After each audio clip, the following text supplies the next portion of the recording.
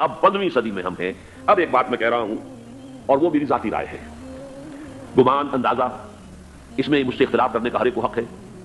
میرے نزدیک 15ویں صدی ہجری اب مجدد کامل الامام المہدی سلسلہ تجدید خلافت کی آخری کڑی کے ظہور کا وقت ہے.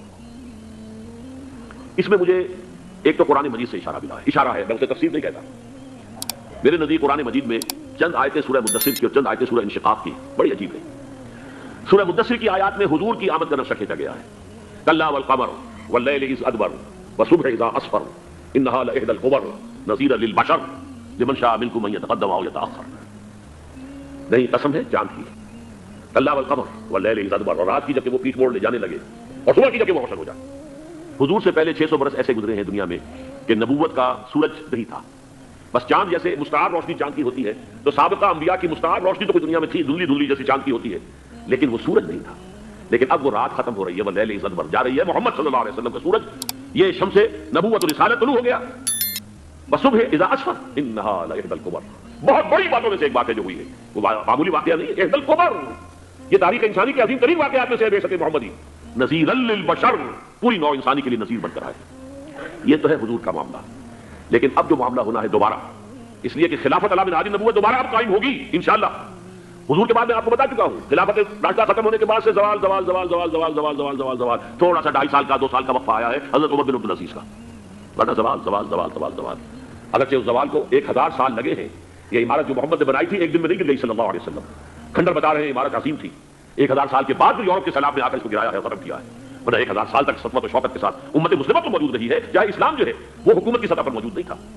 بہرحال اب جو اس کا دور آیا ہے دوبارہ خلافت علی بن ہادی نبوت کا دور، اس کا نقشہ سورہ انشقاق میں کھینچا گیا ہے. فلا اقسم بالشفق. اب دیکھیے سورج غروب ہو گیا. حضور کی بعثت کے وقت وہ سورج رسالت طلوع ہوا تھا، اب وہ سورج غروب ہو چکا ہے. سورج کے غروب ہونے کے بعد صرف روشنی رہ جاتی ہے شفق کی، سرخ سی، بس وہی باقی رہ گئی. باقی کیا رہ گیا؟ بدا الاسلام غریبا ویسعود کما بدا فطوبى للغرباء. فلا اقسم بالشفق واللیل وما وسق، رات کی سی تاریکی ہے اور جو کچھ اس نے اپنے اندر جمع کر لیا ہے. والقمر اذا اتسق، اور قسم ہے چاند کی جب کہ وہ بھر جائے. پورا بھرتا ہے کتنے دنوں میں؟ 14 دن میں. اور 14 صدیوں کے بعد اب پہلی صدی کا جس نے کہ تجدید کامل کی عمر بن عبدالعزیز، 14 صدیوں کے بعد اب 15ویں صدی میں الامام المہدی کے ظہور کا وقت قریب ہے. اب جو کچھ مجھے حضرت امام المہدی کے بارے میں کہنا ہے، دوبارہ اپنی بات دہرا رہا ہوں، یہ میرا ذاتی گمان ہے، اختلاف کیا جا سکتا ہے. میرا گمان یہ ہے کہ یہ اب جو مجدد آئیں گے وہ حضرت مہدی ہوں گے. پہلی بات تو یہ جان لیجئے کہ مہدی 2 ہیں، ایک شیعوں کے مہدی، ایک سنیوں کے مہدی. ان میں بڑا فرق ہے. شیعہ حضرات مہدی کو مانتے ہیں، وہ ان کے 12ویں امام ہیں. ان کے عقیدے کے مطابق انہیں پیدا ہونے کے فوراً بعد اس اندیشے سے کہ انہیں قتل کر دیا جائے گا ایک غار میں چھپا دیا گیا تھا. تقریباً 1200 برس سے وہ اس غار کے اندر ہیں.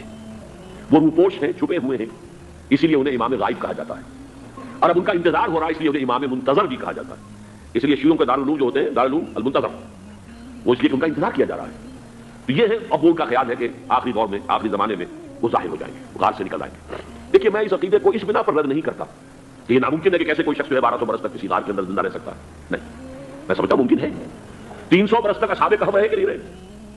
سوئے رہے. 300 ایئرس ہم مانتے ہیں. حضرت عیسیٰ اسی حیات عرضی کے ساتھ 2000 سال سے موجود ہیں آسمان پہ کہ نہیں؟ آپ کو معلوم ہے حضرت عزیر 100 برس تک مرنے کے بعد دوبارہ زندہ کر دیے گئے. فاماتہ اللہ 100 عام ثم بعثہ. اور ناممکنات میں سے کوئی سوال پیدا نہیں ہوتا.